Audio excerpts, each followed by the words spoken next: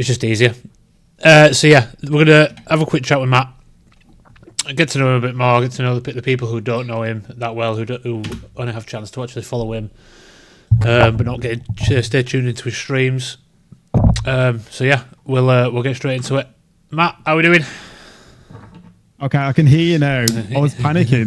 No, I was a bit worried. Let me hide myself because I can see the screen. I'm happy to read chat, but let me just hide the chat. Can I pop this out maybe? Hang on a second. Yeah, it was. Give me a second, bro, because I know you want to. I'm just trying to minimize the screen and read the chat. Well, not that I'm going to be reading it anyway. It's going to be you, but I guess that can do. I've got nowhere else to put it, have I? So it'll have to do.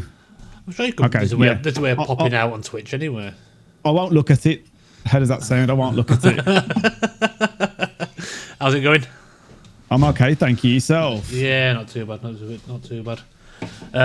What you didn't know behind the background, guys, is I've literally spent about an hour trying to get all of this sorted within an hour, so it's all kind of a little bit messy. Hence, the first screen you saw was all over the place.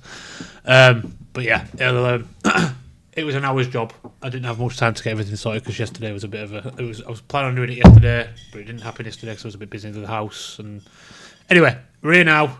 I'm happy to be here, Matt. If you wouldn't mind introducing yourself to the people who don't know you in the chat, which again I find very, very difficult to know, but again, just introduce yourself. Believe it or not, there are people out there that don't know who I am. No, I don't believe that. I'm not that popular, but I really appreciate the kind gestures behind that. So for anybody that doesn't know who I am, my name's Matt, or MattRPD on Twitch and other socials such as YouTube, TikTok. OnlyFans, even though I don't use it. I think what else? There's many different socials that I use. Been streaming now for just over 5 years. Started as a hobby, and now here I am full time. So yeah, predominantly started with Resident Evil, and then nowadays I do a lot of variety, indie horror. Retro games and so forth.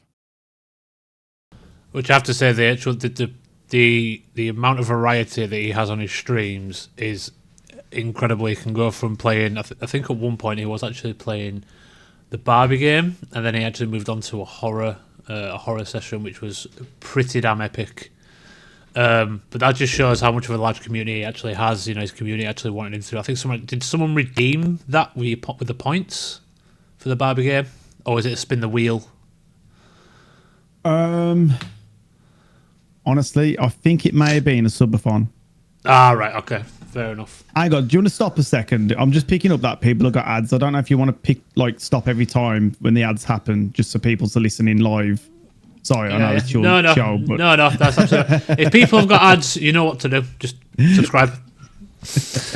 That money, that cheeky, you know, that's something that I would do. Yeah, the money you're paying to Matt, just pay to me. You can afford to. He's got, as someone said, he's got a coffee machine now, so he's living the life of luxury. Look, I tried to back you up then in chat, guys. I was like, you know, they're being hit with ads. Do you want to just stop for a bit? So we did stop just that brief moment. All right, we're back now. Calm down, Matt, too. Sorry. To answer your question about the Barbie, yes, it was done via a subathon, and then that's why I did it. So that's why I got the pink hair, the Barbie t-shirt, and yeah, we just went with it. That's it, really. Yeah. It's probably one of the funniest streams that I have watched for yourself, and I've been watching you now for 3 years, which I found pretty exceptional. It doesn't feel like 3 years. It feels shorter than that. It just shows how time can go so quickly when you're enjoying someone's content and actually enjoying a conversation with them while they're streaming. It blagged my mind. I looked at how long I've been sub for you for, and I was like, wow, I clearly have too much money to sub for you. Wow. You brought me on here and you're making me feel guilty. I'll tell you what. No, but it's my pleasure, and this goes for not only you but everybody that supports me. You know, when I first started, it blew my mind in terms of why would somebody, want to watch and not only just watch, but then, obviously contribute their incomes to support mine. It's very heartwarming when you really break it down because, you're just watching somebody on the internet and you're like, when you first start off, because that's what blows a lot of people's minds when it comes to like online streaming, like not only Twitch, but YouTube and TikTok is like, why do you give these people money? That's what it comes down to. Like if I speak to Joe down the road, it's like, what? Who? Why would you do that? Why are you giving this person money? It doesn't make sense. But then again, when you look at it, you've got other platforms, haven't you? You've got like, okay, Netflix or YouTube Premium. You've got all these different things where physically you're just watching that as well, aren't you? But obviously, okay, there might be a lot more variety, movies, TV shows. But with the good thing about streaming is that you are getting to speak to an individual, getting to know that individual, and in the future you become friends with that individual. Well, to most of the people, there's a lot of people I've met that I've become friends with. But to others, you might just be simply providing that service of what game you're playing that day. That makes sense. So, yeah. No, I completely agree with you. A lot of I've seen times where, you've had such a laugh with the chat. I mean, more so recently, the New Year's Eve chat, New Year's Eve, should we say? Oh yeah. That entire stream was just absolute ludicrous. I mean, the fact that you got to, I think it was about 6 o'clock and you were already wankered, blew my mind. Yeah. I can't believe you finished off a bottle of Baileys that night, I'll be honest. If you haven't watched that at all, if you haven't watched any of that stream, I'd just go and watch at least an hour of it between the likes of probably 5 and 6. And if you enjoy it, watch the rest of it because it is hilarious. My God. And the karaoke is exceptional. It is on point. The thing is, like, people say that, and I know what I'm fully doing. I'm fully in control. And yeah, I'm at that kind of stage of tipsy, but I wouldn't say I've gone beyond the point where I'm like, okay, I'm out of control. Do you know what I mean? So there's an element of control still. You're in that merry, tipsy stage. And the thing is, sometimes, not necessarily for that, but there's other things that I've done in the past. Say, like the one chip challenge, even though that was brutally bad. You are, for me, I don't know if this goes for every streamer, but for me personally, in the back of my mind, there's always a subliminal kind of, I need to act. I need to kind of perform. There is that because I'm there to try and entertain people. So if I can try and extend the moment or take an advantage of a moment like the chip challenge or the Baileys, then I'm going to try and do it. That's what it's all about. It's how can I make people laugh? How can I make people feel a bit better for that day? They might have had a really bad day, and if I can put a smile on their face, even for that couple of minutes, I feel like I've done my service for that day. Does that make sense? No, that's what it's about for me. I can't speak for everybody, but that's what it is for me. No, a lot of people, there's a very small minority who, and I kind of like to think that now you're in a better place with your content than you were, say, I think about a year ago now, where you were just constantly doing, Resident Evil runs. You were trying to obviously, I think you've got third, is it RE2? You've got third highest speed run? It was Resident Evil 1, but I think that's just been recently taken from me in both categories of Jill and Chris. So I think I'm fourth now. I noticed the other day, but it is. What can you do? I can jump back on it and give it another go, but we'll see. We'll see what this year brings. No, exactly. I mean, you seem to be enjoying your content a hell of a lot more than you were towards the back end of doing the Resident Evil runs, the Resident Evil speed runs. Seem to be having a lot more laughs, and you don't seem to be coming on thinking it's a chore to stream. You're coming on to actually play a game and actually not just enjoy it, not just try and give, like you say, a laugh and to have a chat with your followers and people who subscribe, but to enjoy it for yourself. And I think that's one of the main things as well. Yeah, to expand on it, I mean, last year, and it's probably been longer than that. Like, there's been moments where I'm like, there's been that expectation because it's fair to say that my channel blew up during COVID. I mean, we was growing anyway, but COVID really took it to that next level. And then we did the Resident Evil charity marathon. And then after that, we got the partnership on the channel. And I think because we did that much Resident Evil, and me being that kind of like ambitious figure, like I've always been trying to do better, better myself when possible. I've always kind of took on that grind, because why stop the grind? If the grind stops, then I'm like, okay, well, I'm going to lose viewers. And at the time, I'm thinking, well, I need to play Resident Evil to keep that momentum and to keep growing. And yeah, it eventually took its toll on me to the point where I was like, I don't really want to be coming on. And, you have your difficulties. People say streaming is the easiest thing in the world. And when it's going well, it's very easy. Yeah, it takes its toll on your body, maybe physically, but, yeah, it was rough, like coming on. And I've always turned up. That's the thing with me. I haven't really taken considerable time off ever in the 5 years that I've been doing this. I've always came on. What I've probably had, the longest I've had off is just over a week. Like, I'll probably say I've probably had like 7 days off totally, like consecutively, which in 5 years is pretty wild, really. Oh yeah, I mean, there's people out there can't go 5 weeks without having a holiday, and yet the fact that you do 5 years and only have a week off. I mean, if I remember correctly as well, and when you went to Australia, you were still doing a couple of streams here and there as well, and you wouldn't miss out of it. I was still streaming, yeah. I was still streaming, because that's the kind of, I think you have to lose a bit of yourself if you're going to do this, or pursue to do this as a full-time level. I think it's important to kind of still, you need to have that relevancy. And I think if you're taking long pauses, long breaks, this is my opinion for me, embedded into me, because I've just always, before this I worked, and I've always been doing something.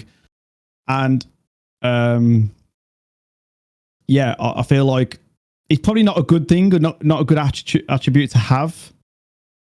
But I think that's my mentality, is just keep on it, stay relevant, show up, do your job.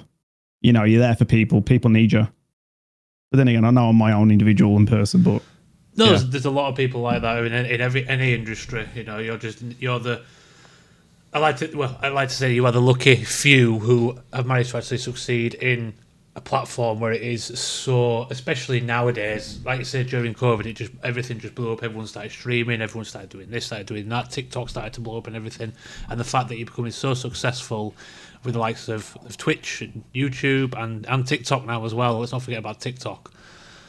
It just shows how much time and effort you've put in, not just streaming itself, but in the back end, creating your remotes, creating clips, editing them clips, making sure you've got content on YouTube, on all platforms across the board, as well as thinking of new ideas in the back end. Even when you're not at your desk, when you just sat on the sofa watching TV, you're thinking in your head, well, what can I do? What can I put on? I don't know, what can I put on the wheel spin that's something different, something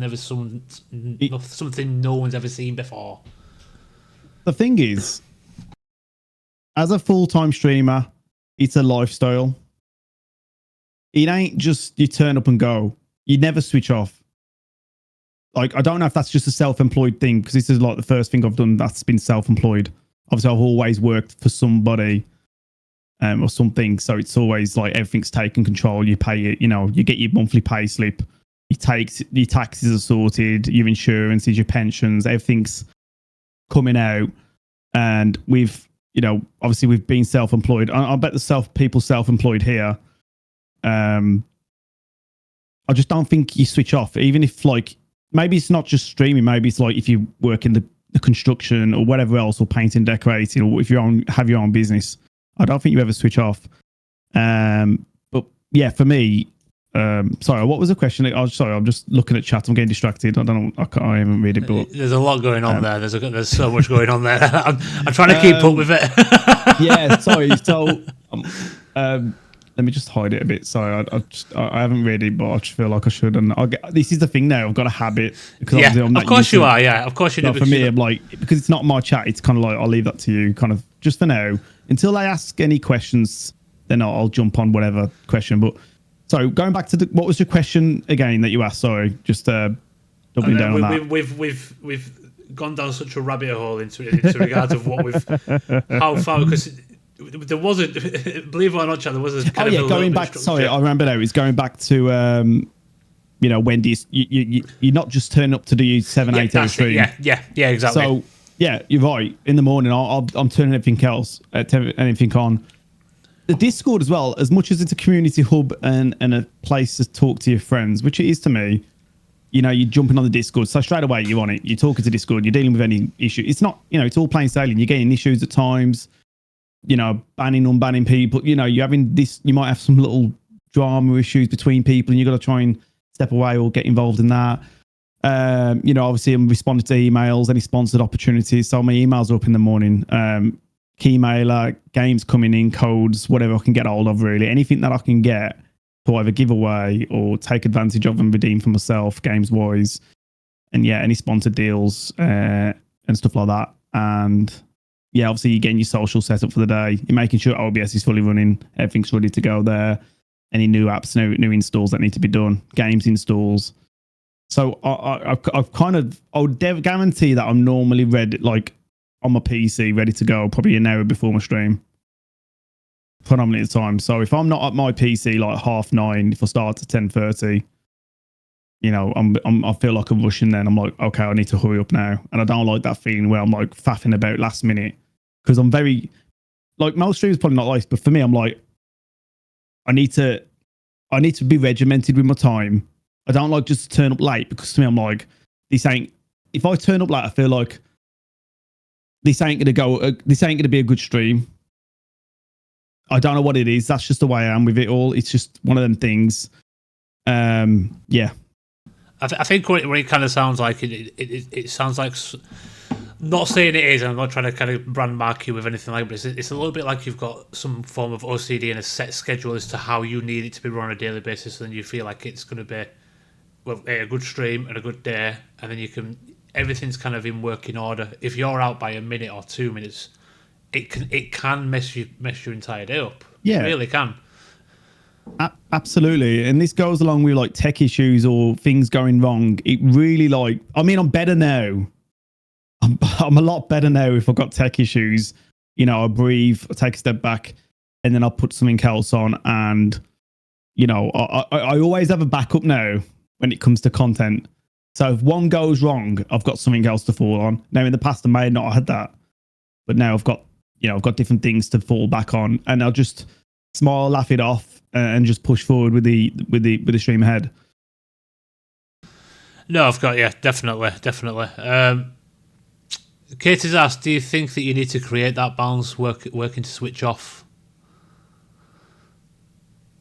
Yeah, I think I could be a bit more, going back to the regimented side, I think I could be a bit more like schedule, so where I schedule set times. I know most people don't live like that, where it's, you know, like, oh, I'll do this then.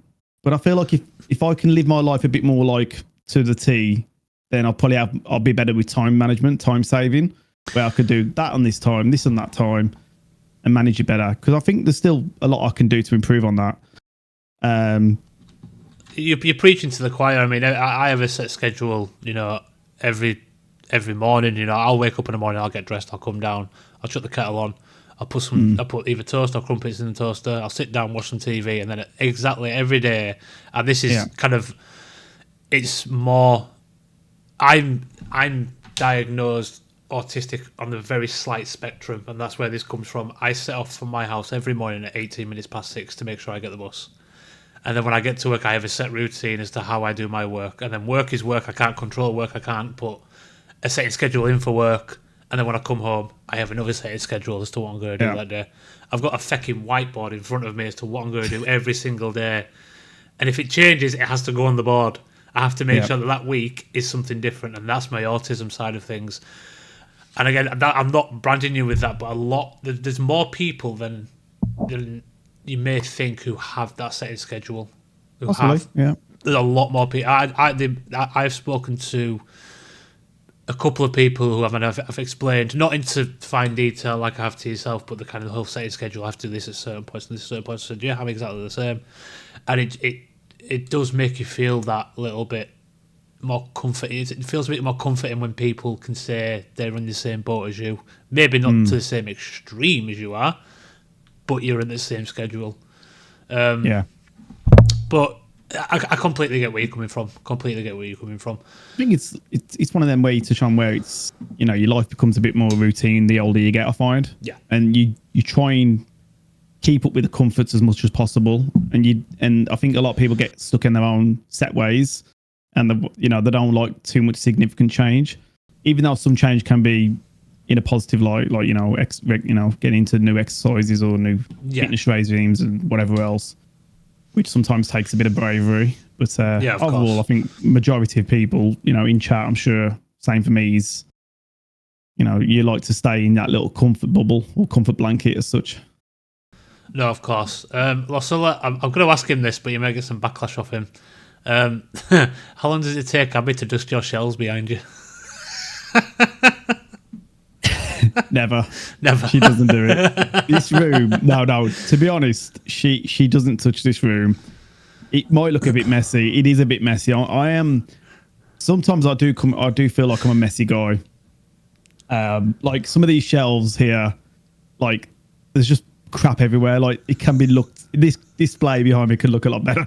I just don't know what it is. I'm just like, where some people, I don't know if your missus or anybody else like this, that are very creative but clean, and it's like, wow, that looks presents, wrapping presents. I've talked about this before in chat. It's all wrapped up cleanly, beautiful little bows or whatever else, and it's just, wow, that looks amazing. Now me, boom, boom, boom, it's a right mess. Yep. Like I can't do it. No. I can't do it anything artistic. I can't do it. I just don't know. I'm like, how do people have the patience? Not only the patience, but be able to do it so neatly and beautifully. And I'm like, and that's what it's like here. This is the same analogy. Like the whole shelving's a right mess. Like if I had somebody else who's got that mindset, I'm sure they could make this backdrop look amazing and wonderful and whatever else. But to answer your question, no, Abby doesn't clean up in this room, especially dusting the shelves. If anyone dusts, which it does happen, I do dust sometimes. It's me. No, fair enough. Someone's also asked when you're going to start paying your mods, but I'll refrain from you answering that question. Unless I become 1,000, 2,000 plus view average, then it probably ain't gonna happen, folks. Sorry, mods. I love you. It's very much a love voluntary job role. Yeah. So I mean, like I said, I was just about to say to chat, there was a structure to this, but I kind of think we've just got into a conversation. So let's just we'll scrap that. We'll just keep on going with the conversation because it's free flowing. I think one of the big things that kind of attracted me to yourself was the fact that you were at the time you were playing Resident Evil, and without a shadow of a doubt, my favourite all-time game. I remember I was 3 when it came out, when the first one ever came out, but I remember playing it when I was about, and I probably shouldn't have been playing it, played when I was about 7, and I got a hold of my brother's PlayStation for the first time. So it wasn't when it was on the Dreamcast first hand as well. Oh, it came out on PlayStation 1 first. Dreamcast would have been a few years later with Code Veronica. Yeah. Okay, so it would have been the PlayStation. I remember playing it, and my God, I was absolutely terrified. But when I was watching, I hadn't played it since, I'd say, probably about 2009. But then obviously I started to follow you, so you doing all these speedruns, and I was amazed by how quick and how easy you found it just to get past everyone. My question to you is, how the hell did you do it? How much practice and effort went into doing all of that? It depends on the title. If you're referring to the classics, and it didn't feel like it was that long, because there isn't that much that you need to learn. I think because the first speedrun game that I did or picked up when it came, to my streams was Resident Evil 2 Remake. That is the first one that I started speedrunning. Yeah, that is the first one. I don't think you weren't particularly. It's number 3 you're not a fan of. The remake of number 3 you're not a fan of. That's all. No. We don't talk about that, mate. No. If we start talking about that, I'm just gonna, finish the stream here. But no, that's when I played Resident Evil 2. That's what kind of put me into looking for streamers who also enjoyed the Resident Evil franchise. And when I came across you doing all these speedruns, Resident Evil 1, Resident Evil 2, Resident Evil 3, the original 3, the ones that I were brought up on, I was amazed. And I forgot how good the games actually were. And to see someone do it in such a rapid space of time like that and so quickly was mesmerising, and it's drawn. Like, ever since it's drawn me to it, and the conversations that we can have back and forth. In my head, I believe they can be a bit slow and a bit sluggish sometimes, but I do feel like we can kind of bounce off each other to a certain degree. Yeah. Go on, sorry. I can tell you like how I did it. I can answer your question. When I started streaming, I was just doing a bit of variety, and then I've known Tom. You know Tom Payno. You know everyone in chat knows who he is. Yeah. I've known him for years. Like obviously, even though he lives in Sweden and I live in the UK. We've known each other for years on Twitch because I had an old account that I've just faffed about on when I was studying, you know, I do my law degree and working full time and all that.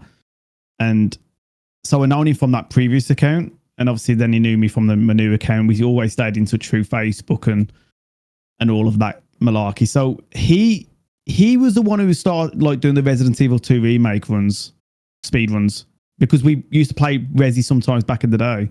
So it was kind of him that got me into it, really. So I was watching him. I was like, what's this all about? This speedrunning stuff. And I was like, oh, yeah, there's this website called speedrun.com. And you put your times on there. You submit your runs and you put it on there. I was like, what?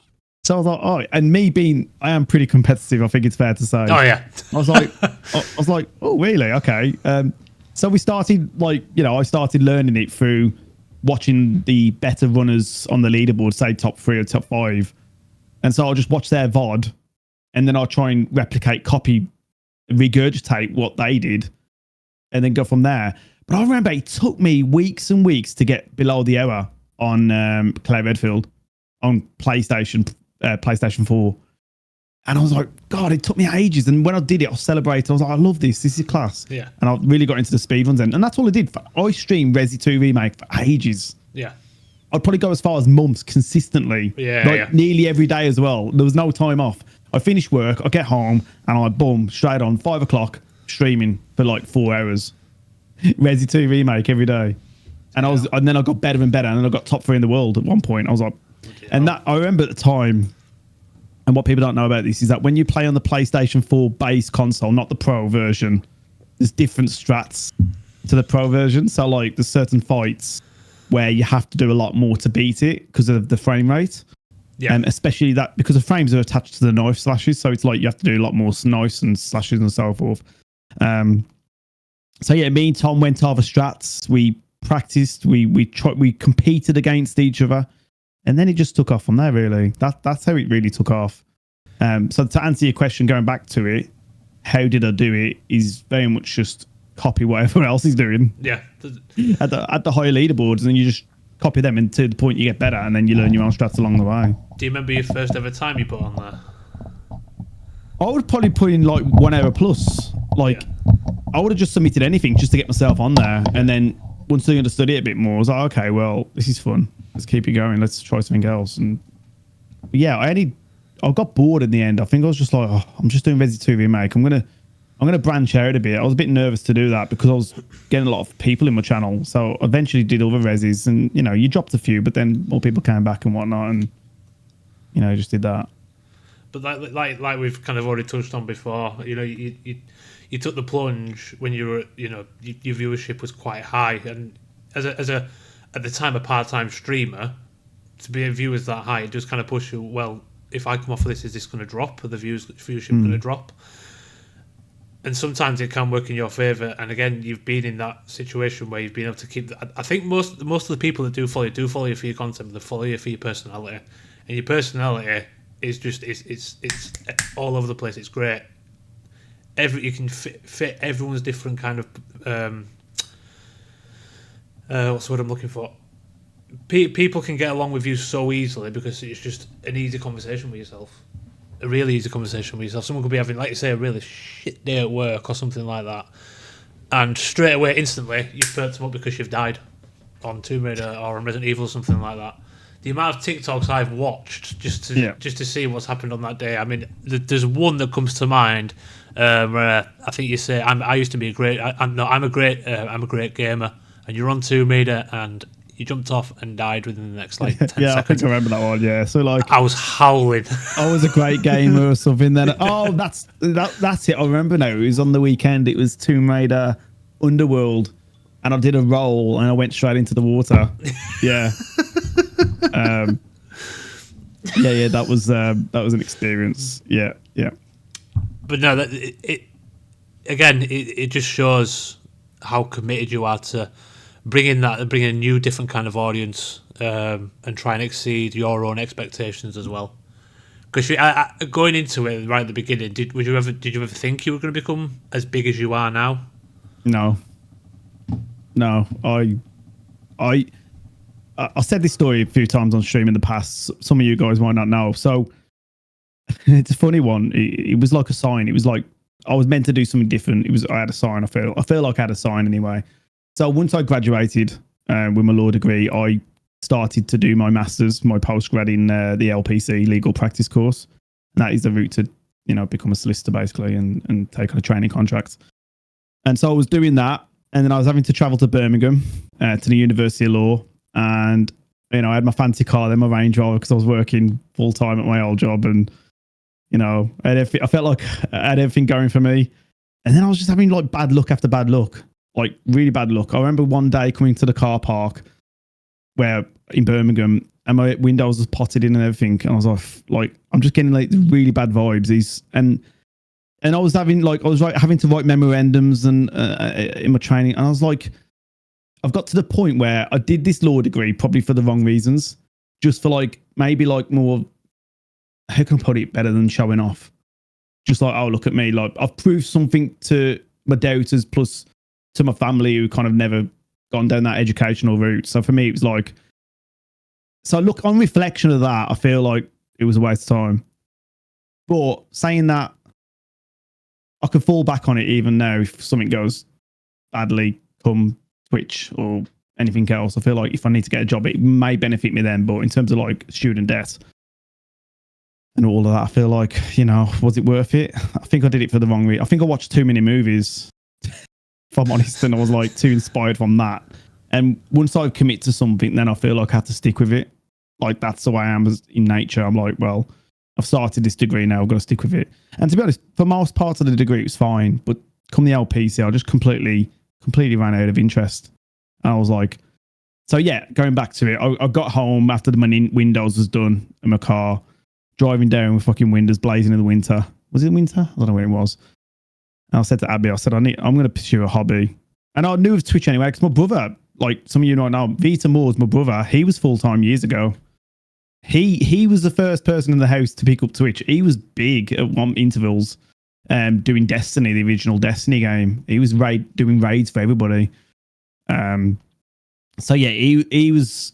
Oh, I have to touch on this because but he was like giving it the big one back in the day, because you're gonna remember we was going to work and he was like making considerable money, like the money that he was getting like £10,000 donations off people. Jesus I'm talking. He was young and he just thought he was the dog's bollocks basically, and he was like just going to trips to Chicago all the time with his US friends. I'm talking. He was like he had the potential at that time, because Twitch wasn't as big then. Yeah. It was just after the change of name, I think, to Twitch. Yeah. It was around that. It was a long time ago. I think it was Justin TV. So he, there weren't many people like him doing what he did. So he's pretty good. But he fucked it all up because people saw through him in the end. And he admits this now. People saw him taking the piss basically with the money. He took advantage of people in a way, and and he wasn't delivering the service that was put on him, really. It's all right taking money here and there, but if you're not showing up to be consistent with it at least, or being proactive about when you're going to be on and not be on, and then it's going to fall apart, isn't it? So yeah. So sorry, I've lost track again here now. So yeah. So I got home after that. My Windows was done. Decided to pursue a hobby, so I bought myself. I already had like console streaming anyway, but then I thought, you know what, I need a PC. Didn't have a proper PC. I had a little laptop, but I thought I'd get a PC, and I did that. And I thought, you know what, I'm going to stream. So I got this little room set up, and I started streaming. Yeah, that's it. Yeah. And then I felt better because I was working and I was doing something for me. Then afterwards, I had a hobby. I had something to do rather than work, study, work, study, work, study. And it's terrible. I hated it. Like in the end, I did years of it and I was burnt out to bits. So hope that answers your question. Anyway, No, that definitely answers my question. Because it's always interesting to kind of find out what. That was actually one of the questions. How did you get into streaming as a whole? And to hear some people just say, "Oh, well, just a whim. Oh, I saw this person's doing it. I saw this person doing it."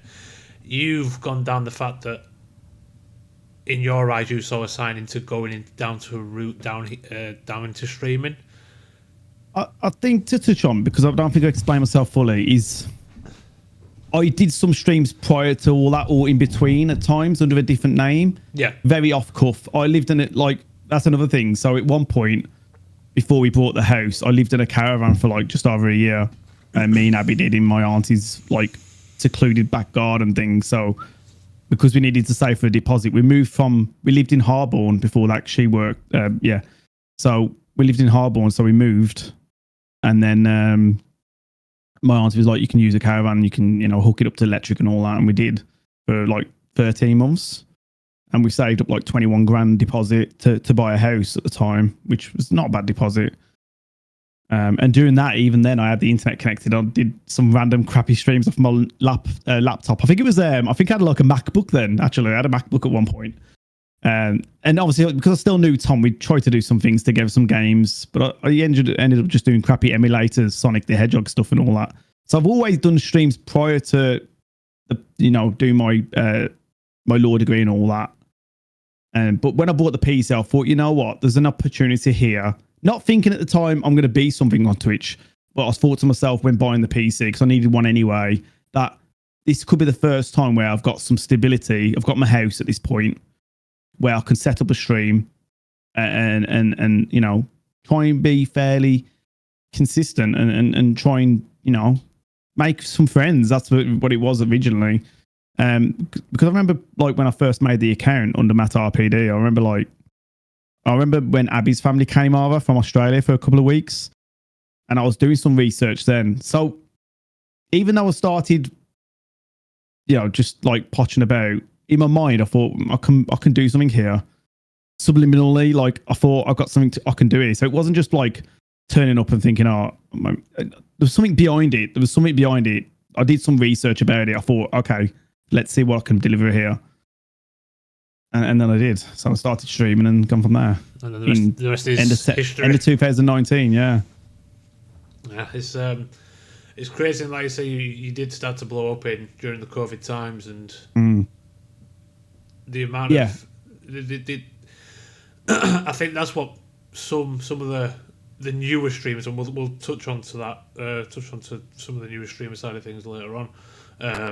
But the newer streamers these days don't know how difficult. I mean, myself included, because I'm very on and off with streaming, trying to help myself by doing it more times this year than I have done recently. But I've got a kid, so it's very difficult to do so. But it's not the be all and end all. You don't personally, for myself, I don't set the expectations to have tens of hundreds of viewers.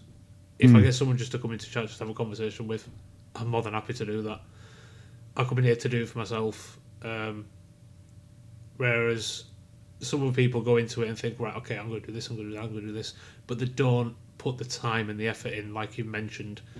You constantly. I mean, I feel sorry for Abby sometimes because I can't imagine how much of the time is taken up by you doing all of this to give you and Abby the life that you're living at the minute.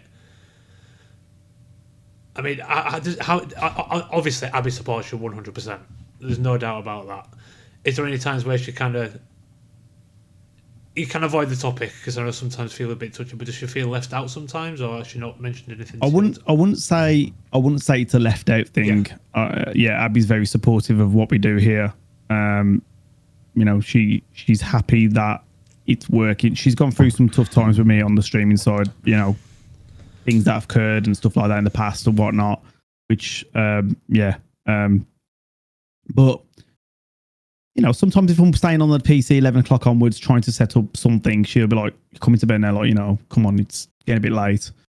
But no, I think overall she's never really had a problem. You got to remember, I have days off in the week. I treat it very much like a 5-day week. I do, obviously I'm not streaming tomorrow. I have Tuesdays off, and I've changed the schedules in the past where I've had 2 consecutive days off. But and that time, then me and Abby will go out and do something or spend that time together. And you're gonna remember, like, Abby's part time, so she's part-time nurse since I've gone the full time on Twitch. So she's more in the house anyway. We're in the house together anyway, so it's not like we're hardly seeing each other. You know, we're kind of always like around each other. You know what I mean? I think she appreciates that, because in my old job, I was very much out the house all the time. So pros and cons, isn't it? I suppose. But overall, like, it's probably different for you than it is for me, because, like, say you've got a child, so you've got to make that time with your child and your partner. Whilst me, it's just me and Abby, we're 2 adults. She's got her thing going on, I've got my thing going on, and we just go from there. No, definitely. What I do know is that your Sundays, which Sunday mornings are predominantly car boot mornings. I do like the Sunday morning streams. Every time you come in, you've got like either 1 or 2 or even 3 bags full of stuff that you've got from the car boot. Yeah, I haven't, like I say, I haven't done a car boot stuff for a while now. Obviously, it's got a bit colder. Yeah.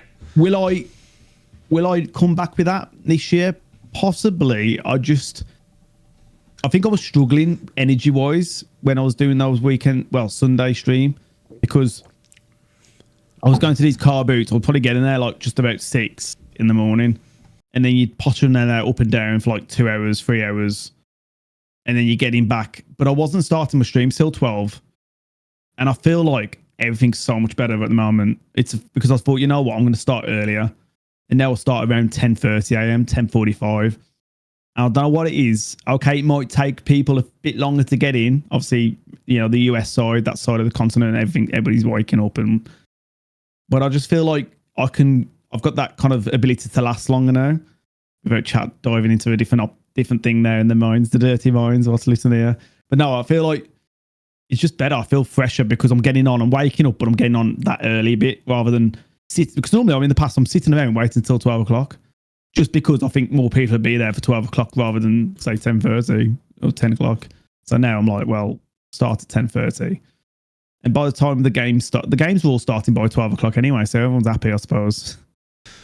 Yeah, definitely. I don't, hopefully I don't tune into as many as through the week as I'm able to, cause obviously work, but on a Saturday I do try and jump in as much as I can. But comparing the streams that you were doing prior, now you've mentioned it, when you were starting at, like, 12, sometimes a little bit later, depending on what you were doing that day, compared to what you're doing now. You've even mentioned it yourself on stream. It's better for you. You're able to do what you want to do, and you can even go over the amount of scheduled time that you were going to do. So you could be doing a 7-hour stream, but you're enjoying it that much, you do an extra hour, or you do an extra hour and a half, and it doesn't really affect you. You don't feel you've got more energy to do what you want to do at the end of the stream as well, which is great. Yeah, I feel like I have to have a set hours. Like, I feel like I need to at least try and get to a certain. But you never know what stream's going to come ahead. Like, we had a level 17 hype train. Was it like November? Or I think it was like November or something like that. No, it's December, wasn't it? And I didn't think that was going to happen. No. But because it happened, it kind of extended everything, and then we had a drink and celebration. So it's you never. Sometimes you just don't know, or you can't predict what's going to happen, and go with that. So I might be on a lot longer than some other days. I might be enjoying the game and the stream that much to the point where I'm going to stay on. But like some days, if say it's a bit quieter, and I don't complain about this anymore, but I used to complain. I used to be a sport shitty little brat. But now, like, I'm quite. I feel like I've been for these past few months. I feel like I'm very, very chilled about things. I'm very relaxed about it. If there's a quieter stream than another stream, I don't try and get upset about it. And I just think, okay, it's okay. It's going to be okay. I'll just think about the month. So rather than the day, thinking, in the past, I used to think, God, that was a bad stream. I'm going to give up. That's it. I used to think, I can't do this. I don't know how I'm going to get out of this. No, of course. This pressure of having to turn up, be happy, positive for people. How am I going to get through this to the point where it's killing me? It's mentally killing me. And I'm saying to Abby, like, I need to go out. I need to get something else. I need to get a job. outside of this I need to get back into. And then I'm thinking I've gave up a good paid job, pension, my tax, after tax and all this is when I'm thinking, what have I done? What have I done? And I'm stressing and I'm like, I've got to do this, I've got to do that. And yeah, it's a killer. It's a killer. And it's like, fucking hell, I've just ruined everything. I think, you know what I mean? Yeah, I know exactly what you mean. I think you're bound to have them days, no matter what kind of stream. That was just off one stream. That's what I'm saying. That's the kind of person I've had to really dig deep. I've had to find. I've been in some dark places, and I think obviously we agreed prior to not to go into certain things on this podcast, and I'm not going to go into it now because we've agreed with the community not to go into things. But to go through what we've gone through last year, I probably needed that. I probably needed that to make me. I needed probably to go into such a dark place and be able to turn it around. I probably needed it. I need to learn from it, and not only learn, but then to learn to self appreciate and think, okay, let's start again. Because I thought my streaming career was over. I genuinely thought it was gone. Like, I can't come back from this because I was getting battered from different sides, and I'm thinking, how can I come back from this? I took about a week off, 7 days, 8 days. I took that. That wasn't even a lot of time. That's probably the longest time I've took off in 5 years, when we said earlier, just because of that. Else I would have been fairly consistent still. And I was like, I don't know how I'm going to come back from this. I just didn't know how. I was like, if I'm going to have so much like crap, and I'm like, oh God, what am I going to do? And I'm like, I was waking up in sweats. I was a nervous breakdown. I was close to a nervous breakdown. If it wasn't for exercise and gym work, I probably would have gave up. But I had to I had to dig deep. And I think digging deep and going through that has made me a better streamer now. Like, it's strange, but I think sometimes you need that in life. And maybe that's just not learning from like streaming and job wise, but in life in general, I think I needed that. I think I needed to be hit hard. Probably I wouldn't even say deserved or not. It's not about that, but I think I needed that kick in the shins just to kind of, because I was just always negative. There was a lot of months last year where I was negative, like, oh, there's no one here. It's shit chat. No one's talking. Fucking what's the point? And that's what it was like. And respect to the people that watch me still following that, because when I think about it, I'm cringing. Like, I'm talking, I'm like, yeah, that ain't good, man. Like, if I saw any other streamer do that, I'd be like, fucking get a grip. Like, and I was that person. Oh, ads. Might want to stop for a minute. It's like these ads run out. That's fine. Subscribe. I'll just say we pause. I know it's probably going to go on YouTube and that, but Nah, don't worry. I'm happy to have a little drink anyway. Yeah.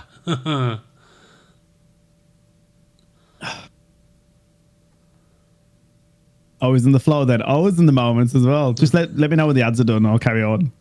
You're back, are we? Yeah, I stopped anyway. We paused. Yeah, we did.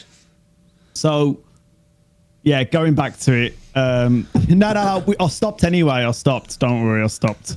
I waited for the ads. You can't help the 3-minute ads, can you? That happen. Yeah, they was getting deep as well. Thank God.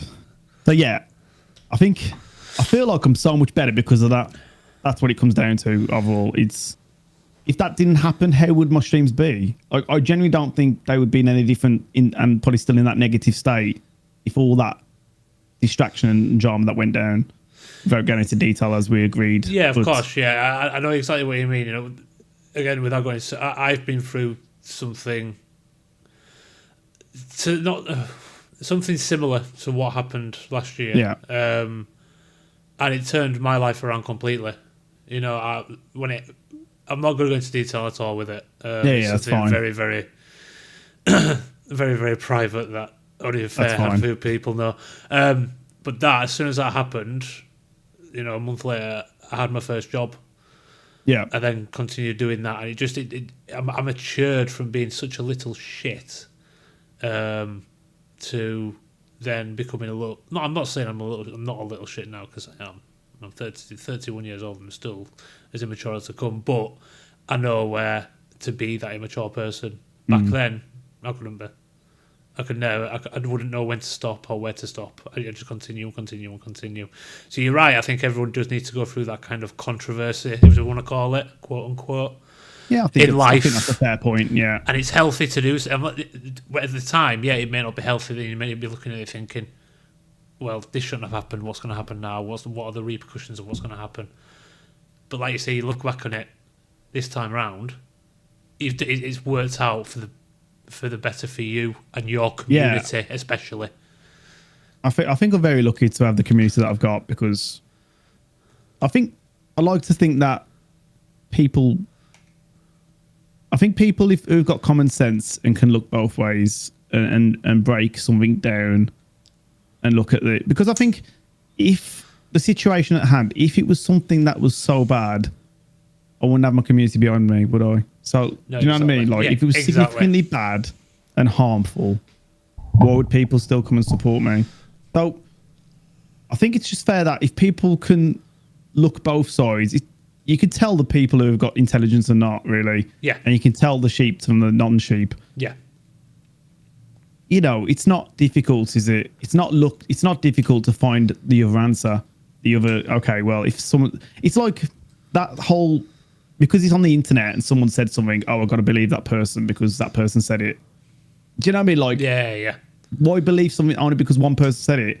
If someone said something now on the internet, I'll be like, oh, let me look at the other side of it, because it's not really fair to banish somebody because of one person's comments. Do you know what I mean? That's just... No, of course not. You've got to see from both sides of the spectrum. When you're someone who's in the middle, who, you know, like in your position, someone who follows you, subscribes to you, watches your content, yeah, they may obviously side with yourself, but they're also going to want to see, well, what's caused this? There's obviously another side to what's happened. Yeah.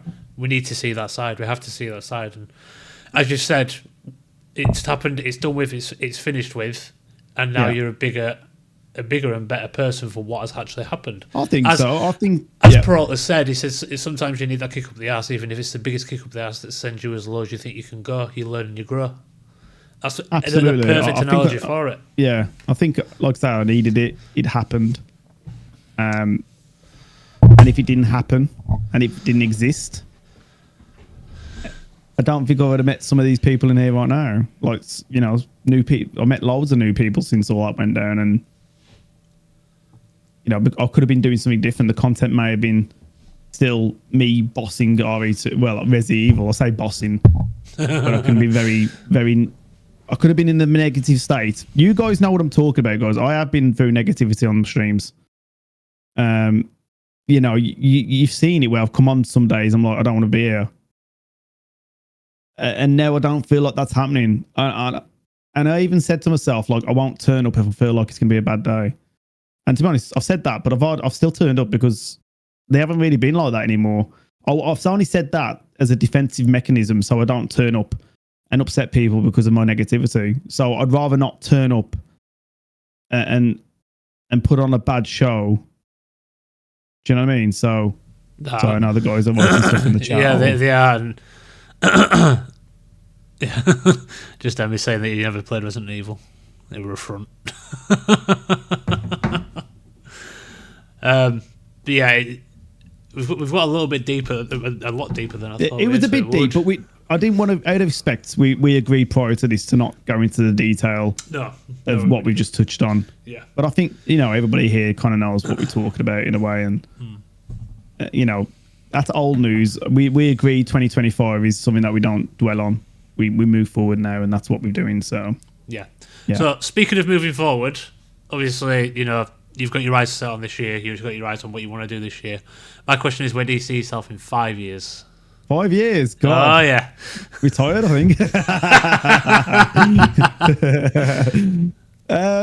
In 5 years, I do hope that... I think we need to look at the behind the scenes with Twitch. I like to think that if Twitch is still going and they balance themselves there, I do think Twitch are without getting political, but I think because I'm not on my own channel here, I can definitely touch on my personal beliefs a bit more here rather than, you know, I have to be very balanced when it Yeah, comes to of my own course. streams in terms of my political view. Yeah. And I do think Twitch over the last 1 or 2 years have become very, how can I put it, very offended anyone, very woke and very one-sided and lefty. And I'd like to see a bit more centralist going forward, and bring back an element of balance and fairness to individuals rather than, that face fits, give them the role opportunity. Yeah. Because it's been like that for a while now. And I'd like, going forward, if in 5 years Twitch is still going, I'd like to see just a bit more balance. I'm not looking for one side or the other. Just a bit more fairness, in terms of recommending the right channels and giving everyone a chance, whether you're starting streaming or you've been around for years and years. I'd like to see that. And if that's the case, then obviously, for me, I'd like to just keep going, like doing all these newer games and offering new content. Like today we did these indie horror games, and just like to do more content like that, and just that opening the spectrum for like more variety in a way, really, and stability as well. As all individuals, we'd like to grow, expand, earn more money. It's fair to say, guys, come on, we're only human, right? Good Lord. Obviously I'd like to be more sustainable, because there's months where it's not sustainable, and then I'm like, okay, how do I make this work for this month, when some months are fine and then some months like, digging deep, and you got to keep that balance as well. It's all fun and games, and there's little jokes, I'll take 5 gifted, or like a little push here and there, but that's me in character. I've always been like that. If it doesn't happen, it doesn't happen. But I think it's who I am in terms of like those little pushes here and there. It helped. If I wasn't that type of person at the size of my channel that I am, I don't think I'd succeed financially. No. I think it's my personality and the little that gets us through each month. And we have it only takes one day and we've made it that month. Do you know what I mean? Like if we're off that target in just one decent, really good day, it's like, okay, we're back in for that month. My month's covered then. Yeah. I can get my bills paid. We don't have a lot of, other than that, it's literally, we are very, we money sense. We get the bills covered. We may have a little bit more. It's not like we're earning shit ton of money. And this is this misconception with streamers where it's like, you're a partner streamer, you must be raking it in. It's not the case. I'm an average normal salary, probably like everyone else in chat. Yeah. That's it. It's not crazy money. It's not crazy money, I can assure you. No, some months might be crazy. Yeah. But then the next month it'll be like back to square one. Do you know what I mean? It's like, that's how it is. I'm just laughing at the fact that you said all that. Oh yeah, everyone's just destroying me about the coffee machine. Oh god. You can't win. No, you really can't. But I do believe from when I started streaming, obviously the big capture for me was reach affiliate, and you can do some after that. And when I reached affiliate, it was amazing. I felt great. And then it was obviously reaching that partner thing. And I think from some people's perspective, yes, it might be easy to kind of hit that partner sort of section of things and try and become a partner. But in some ways, for like myself, who I'd like to add, I don't have I know I don't have a captured personality compared to other streamers. However, I do think the recommendations, the qualifications that you would need to become a partner are kind of a bit over the top in my eyes. They're a little bit difficult for some people to reach, depending on what your determination is like. Yeah, I mean, if you are, say, like yourself, full-time worker, child, kids, wife, partner, it's going to take a lot longer because there's only going to be so much time, days you can dedicate to that pursuit, I suppose. Yeah. Do I think it's something that is? I don't see partnership as big as it was a few years ago. I don't see it as rewarding. I don't see it as beneficial as. I don't think there's a much of a difference between like the affiliate and partnership in terms of you ain't missing out on that much compared to what it was, say, 4 years ago. No, exactly. Like, affiliates now, you get quite a lot of emotes, you get the animated slots. Yeah. The revenue splits as well. The revenue as well, you can earn the same revenue as a partner stream if you get sub points. Yeah. It's not just partner now. Like a few years ago, you had, like if you get like 350 sub points, you get the 70% revenue cut for like whatever 12 months on a 3-month streak. Yeah. Affiliates can earn that as well. Yeah. Like if you got a big community as an affiliate, you know, it's possible you can still earn that same revenue split. Because back in the day, it was like, you know, if you got partner, you do get that bit difference on tier 2 and tier 3. Yeah. So at the moment, I think affiliate, it's probably 50 all the way through, tier 1, 2, and 3. Yeah. Unless you hit those sub markers, as we just talked about. Yeah. With partnership, once you hit the partnership, then your tier 2s and your tier 3s have a bit different ratio. So it'd be 60% revenue on tier 2 and 70% on tier 3. Yeah. But yeah, like for anybody coming up and starting straight, I wouldn't. I'm partnered, so I can say. But for anybody not partnered, they might look as if, God, that tick looks amazing. I'd love to be partnered. And you know, I get it. I guess it. You know, it's the highest peak you can hit as a streamer. Like that. That's what it's about. That tick. But you know, looking now, it's not like. I don't think it's that. You know, I wouldn't even stress about it. I wouldn't even think about it. If it happens naturally, great. But yeah, I think too many people have got this after partnership stuff. This, I need to be a partner. You don't. No. Just enjoy the people around you and stick with that. No, from what I've learned in previous, what I've learned from the beginning of streaming, right at the beginning, in my first probably 3 or 4 months of streaming, to now, is that the viewership doesn't matter. As long as you're enjoying what you're doing and you can have a conversation with someone of whoever that may be in your chat, whether it be, 3 people, 4 people, and in your case 126 people, as long as you can have that back and forth conversation and you're enjoying the game at the same time, fantastic. I think it's trying to become this big streamer who has 1,000, 2,000, 3,000 views.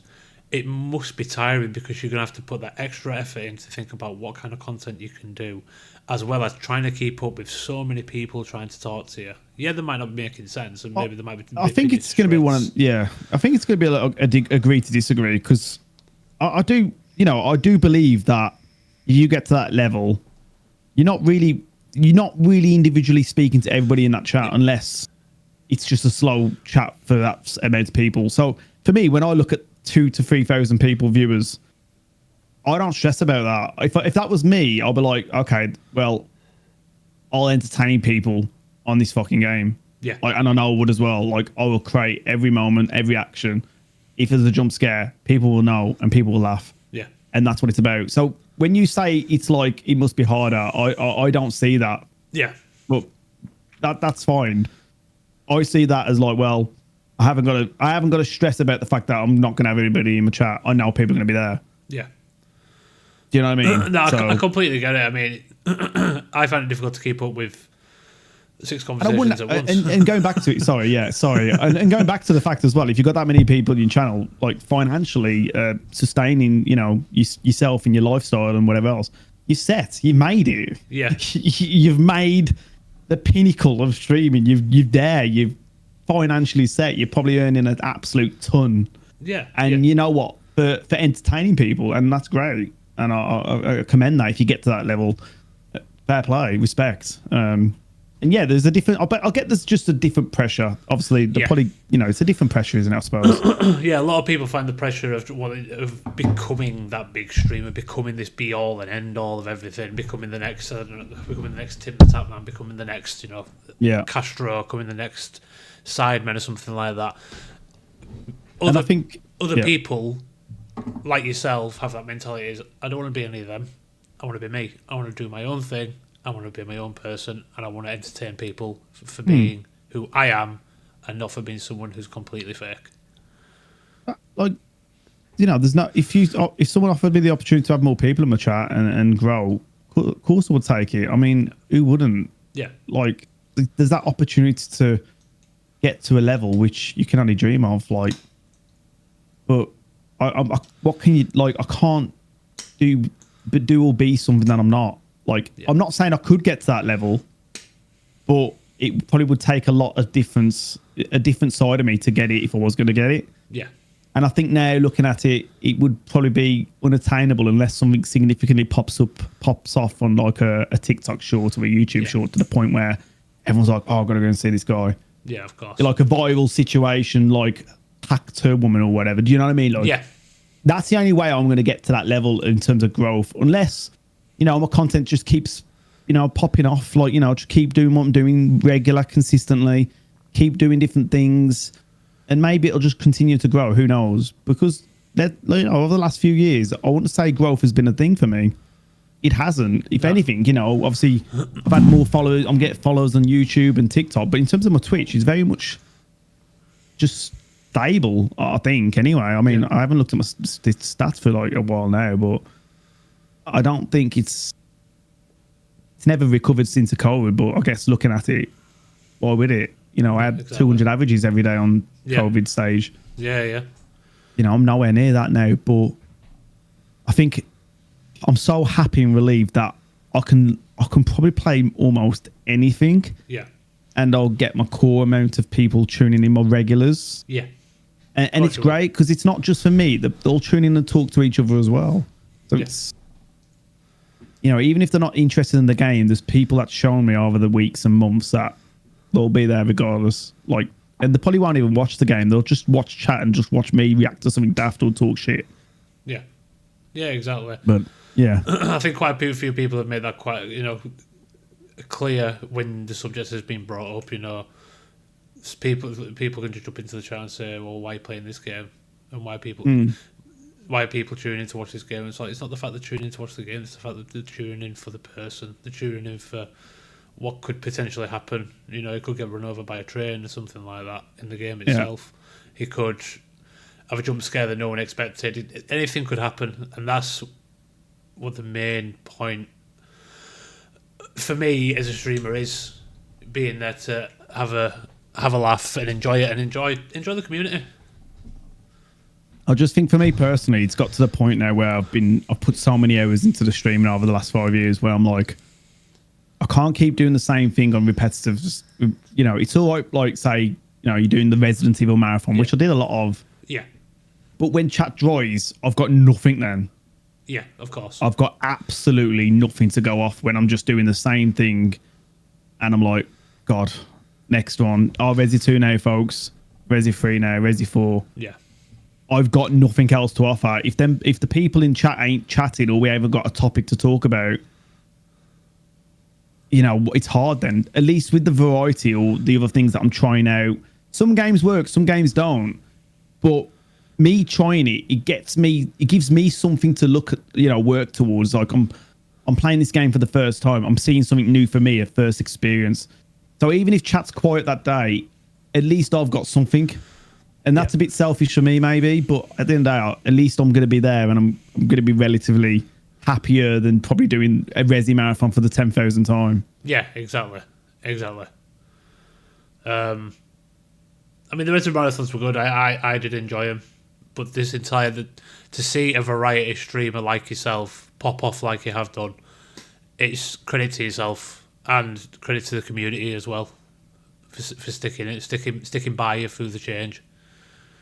Massively. Oh yeah, you know, at the end of the day, if I do Resi, I'm probably gonna have a higher average. Yeah, like that's it. You know, you'll have like some people like you like tune in, but I don't think the averages would be considerable more. No, I don't know. I don't think there would be. I don't, especially now, more so now, because your community. Every time when I see you. When I'm not looking at your content, but looking at you streaming, you're averaging around about not something I'm really mindful of. It's okay.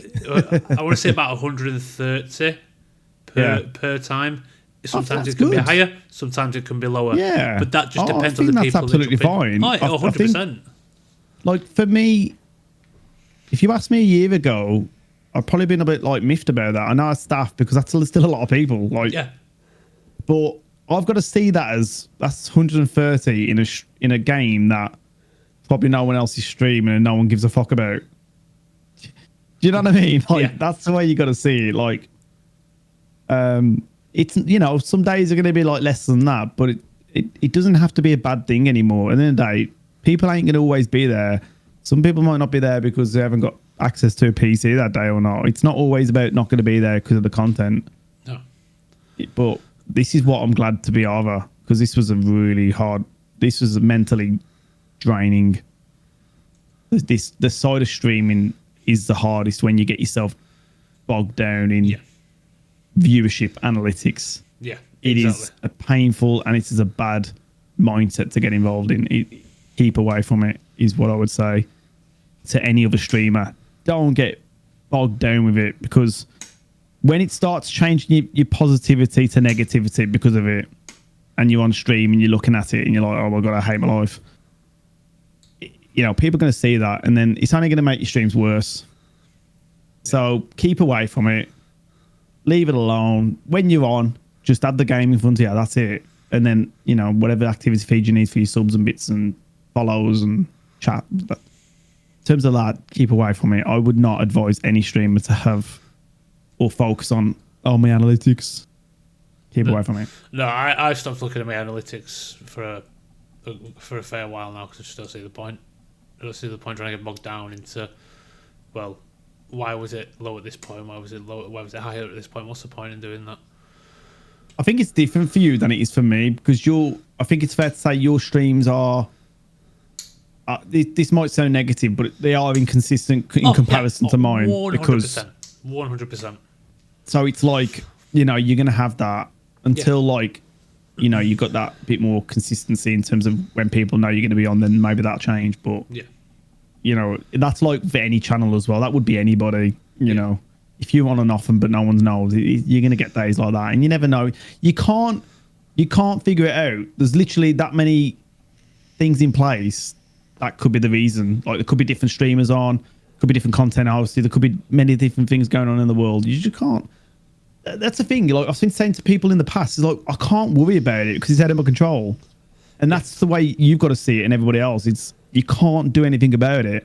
It's out of your control. Like, if you've done everything the best you can, if you do the best stream you can do, then come off with your head held high and think, you know what, I've done a good stream today. I'm happy with that. Yeah, that's it. Like, it's all right being miserable about it. I've been there. I've done it. I can't. What I can't do any more about it. I've done that many shit streams because of my negative attitude.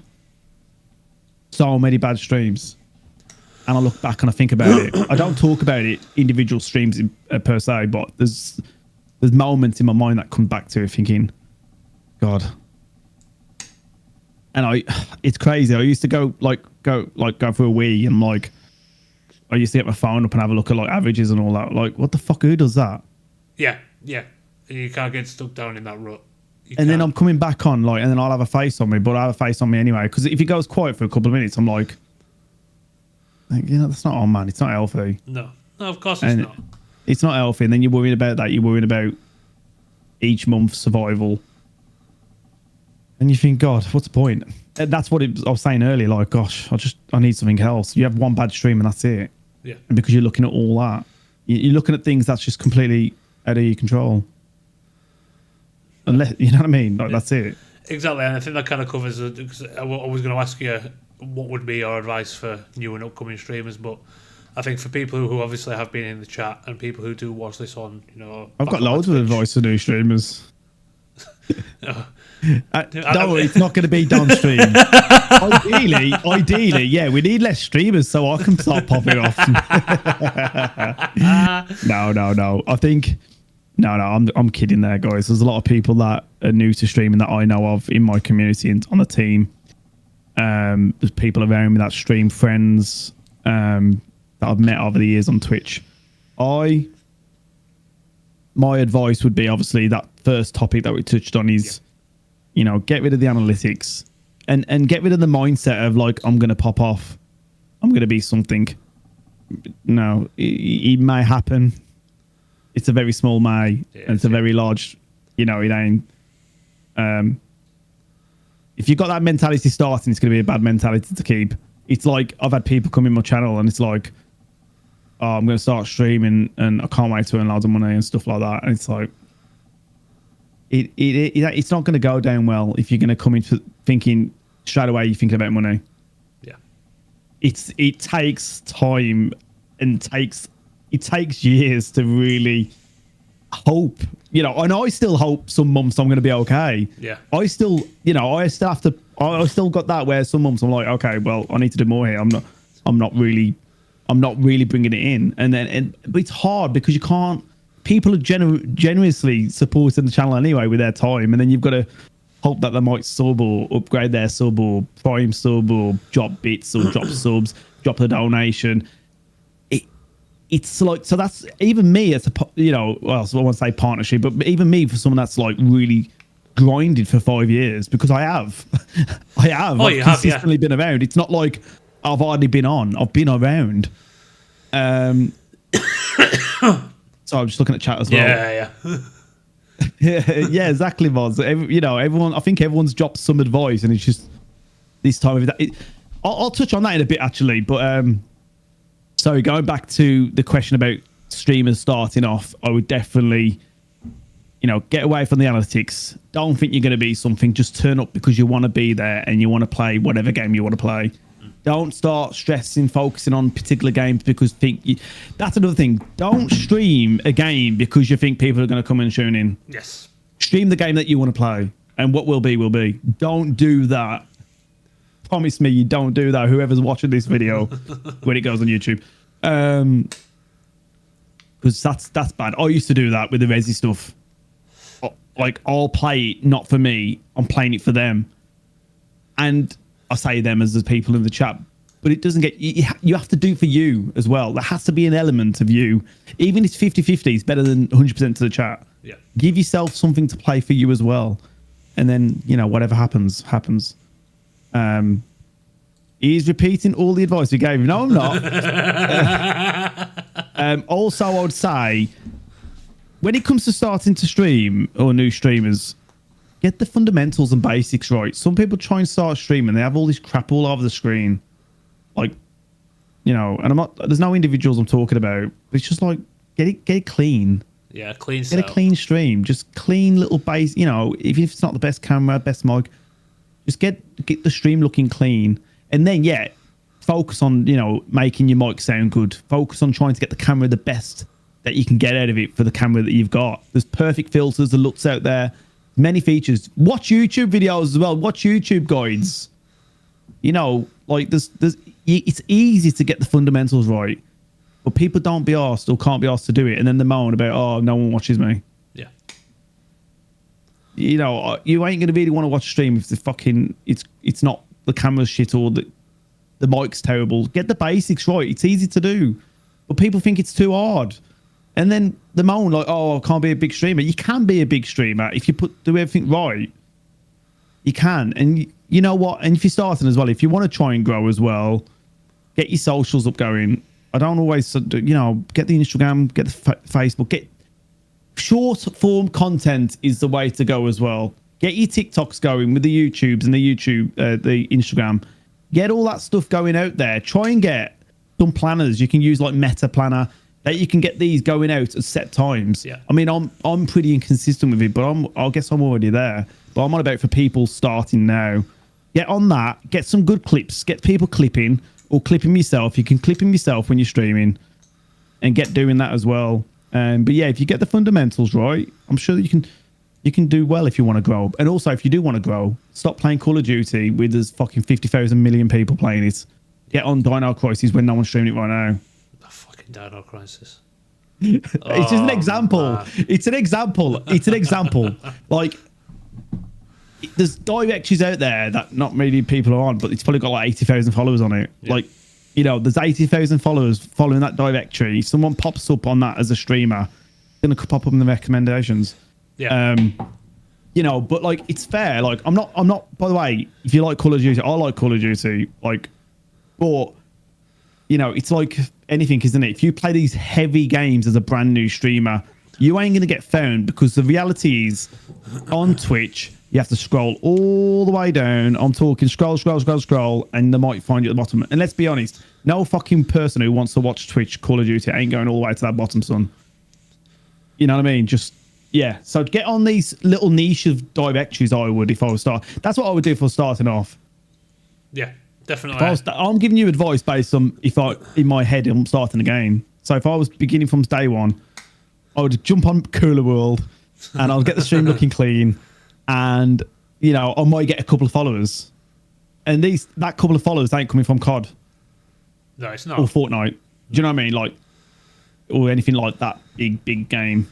From what I've noticed with the likes of people who go jump on like COD, on GTA RP, FIFA, any of the big the top 10 games that are being viewed at the moment at that moment in time, the 0.1%, you've got a 0.1% chance of becoming that big person by someone raiding you, who's got thousands and thousands of viewers. Even then, if the rager, you're going to get them followers, but are they going to come back again if the stream quality's ass? Yeah. Now, if your stream's fucking amazing, you're entertaining, you're talking your head off.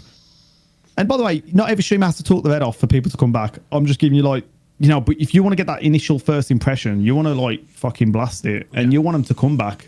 Give them a reason to come back. Yeah, exactly. But you can't rely on a raid on a heavy directory. And by the way, this ain't attacking anybody that does these streams. If you're starting off, not everyone's got the ambition to grow. Some people just want to stream and that's it. They don't, they're not bothered about, I might get a couple more people here. Some people don't care, and there's nothing wrong with that. But if you're in the back of your mind, you're thinking, okay, well, I'm starting off, but I want to try and get affiliates and try and grow a bit and get new members coming in and maybe make some new friends. You have to be willing to, improve on things along the way. That's what I did. I was constantly, eventually, earning a bit of money. I was buying improvements. If you look at my old, every month I was earning on Twitch when I was working full time still, I was making money and it was going to stream improvements. Yeah. Because I was in that point then I was thinking, okay, I'm enjoying this now. I want to make my streams look better. And I'll just look at other streamers that was far above me, that their stream quality looked better, and I tried to match theirs. That's just me. I guess everyone's different. I think you've hit the nail on the head. People that from what I've watched in regards to obviously stream improvements, I've watched so many people, and just kind of touching on what Matt said in regards to the watching the YouTube videos. Not every YouTube video is going to be for yourself. It's going to be so different. It's not going to affect the way your camera improves in certain ways. It's not going to affect the way your microphone works, or how the listeners are going to hear you. Just find the right one, and as long as you're content with it, keep it. If you find something better, change it.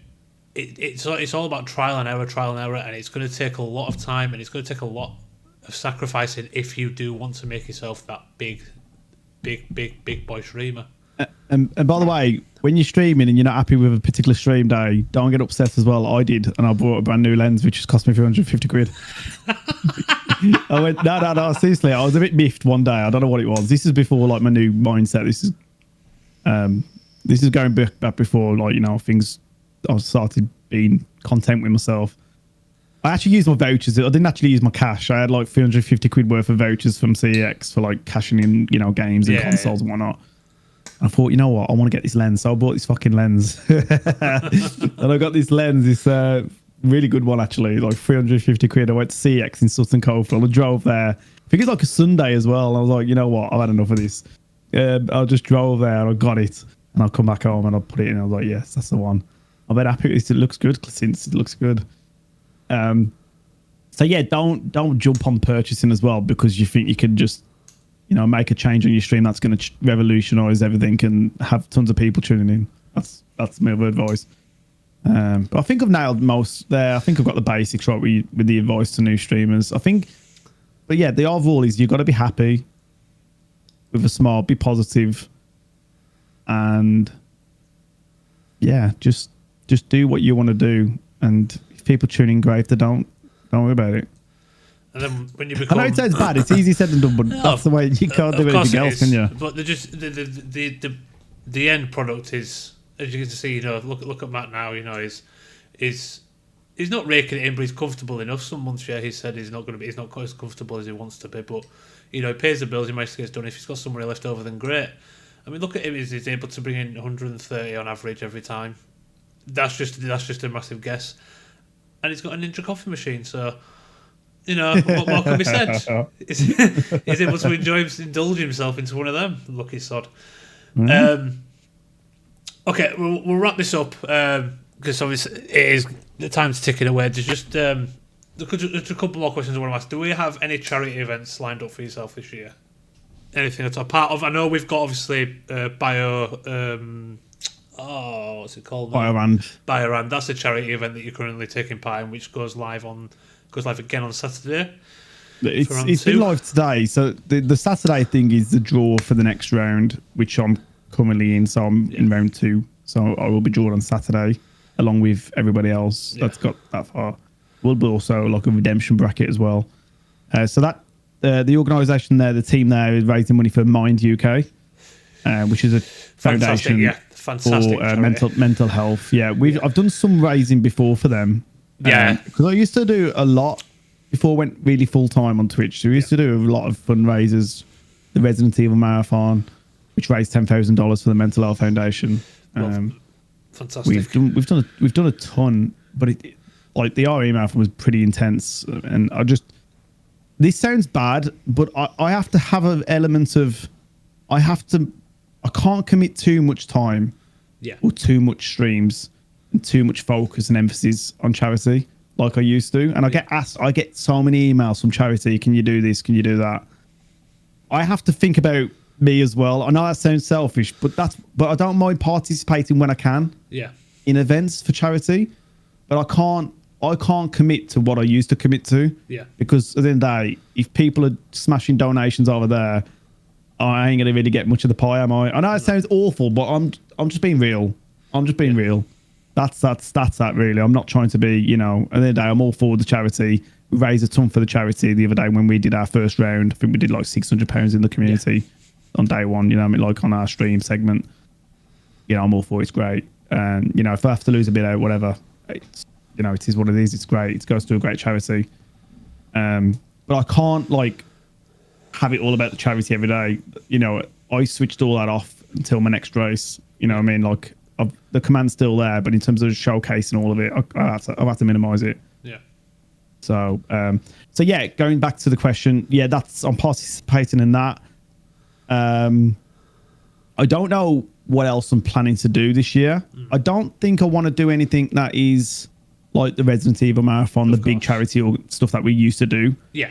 The team's changed since Team RPD's changed. I don't really have the people around anymore that used to be part of that, especially like the likes of my programmers like Corey in Australia. Don't really see him anymore. He's gone on to different things. So the people that I used to have in place to do the things that I had in, we did, we can't actually manage it now. So it would be hard to rebuild that. But it was a fucking right event. We had, collaborators, and we had all the voice actors. We had Bork, and we had everyone. And I think looking back, 10 grand, I think that was a good send off anyway. Even if it never happens again, we smashed it for that duration of 3 days. So of course, whatever. I mean, I think it goes to say, I think no matter what you do for a charity, no matter what kind of event you do, no matter how much money you raise, it's still a fantastic effort from everyone involved. And £10,000 is exceptional. And credit where it's due, mate. Honestly, I've got a little Tillify badge. Like, they sent me this thing out, raising so much. We did different charities over the years during COVID, especially. I don't know where it is, but yeah, I got a little badges and all sorts to send. I think it was over 30. It was some crazy money. I know that. I have to log in and have a look, but so I don't have to raise any more money for charity. To be fair, I've done that much over the years. I'm content with what we've done, individually on the channel as well, and people coming forward community wise. But yeah, full time now. As somebody said in the chat, charity starts from home. Charity. So yeah, I don't have anything that I'm looking to lead. Tell a lie that I would like to potentially do something small within the team. Yeah, like a Team RPD, something there. Maybe there might be something small there, just with us and the team. Nothing crazy. Go from there. I think that'd be good. I think it'd be good for you to kind of collaborate again and get something put together. And I'm sure the entirety of all communities involved would be more than happy to donate to whichever charity you decide to do it towards. I'm sure I know I would, 100%. And just to see you, depending, obviously, if you're going to go down the route of Resident Evil. Fuck me, mate. I'll take 5 gifted first. You wish. Don't forget twitch.tv/MattRPD at the end of this. Oh yeah, I advertise that. There you go. See, a final question for myself. Bit of a random one. If you could be anyone of the Resident Evil franchise, any character whatsoever, who would it be and why? I'll probably be Ben. Why? Because he's got a huge neck. And every time I see his neck, I think, God, if that's his neck, I wonder what's in his pants. And I think that's a great way to leave it off, Matt. Honestly, I've thought about this a lot recently. His neck's huge. Absolutely huge. Oh, God. Matt, it's been an absolute pleasure. Thank you very much for joining me. Guys, if you don't already, for you guys who are new in the chat, I know quite a few of you already follow Matt, but do go follow him on all social media pages. There is his Twitch if you don't have it. On there, you can see quite a lot of content. If you go look for him on TikTok, it's just MattRPD. Same on YouTube, Facebook, Instagram, you name it. It's all MattRPD. Yeah, it's been an absolute pleasure, Matt. Thank you very much for taking your time out. Any final words from yourself?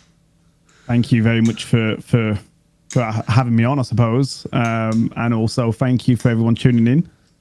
And, appreciate the questions. And I hope that you got something out of this in some capacity. And, thank you very much indeed for watching along. It's been my pleasure, Matt. Thank you for agreeing to do this. And pleasure, mate. Pleasure. I am sure I will catch you on Saturday. What you stream on Saturday, by the way? I don't know. You don't know? That's what it's like nowadays. I'll just turn up and see what happens. So can I say one thing though before I go? Course. Okay, this is what I'm going to say before I go. Hang on. No, I just want to say that it's all about my kids this year, mate. In 2025, kids come first, and don't forget to DM me, guys. All right. There we go. You don't get it, but everybody else does. Oh, fuck's sake. Kids come first. No, trust me. I'll explain on Saturday when you're tuning. All right. All right, guys. Thank you very much for tuning in, Matt. It's been a pleasure. I will speak to you on Saturday. See you later, mate. See you later, Take it guys. easy, guys. Bye-bye. Bye.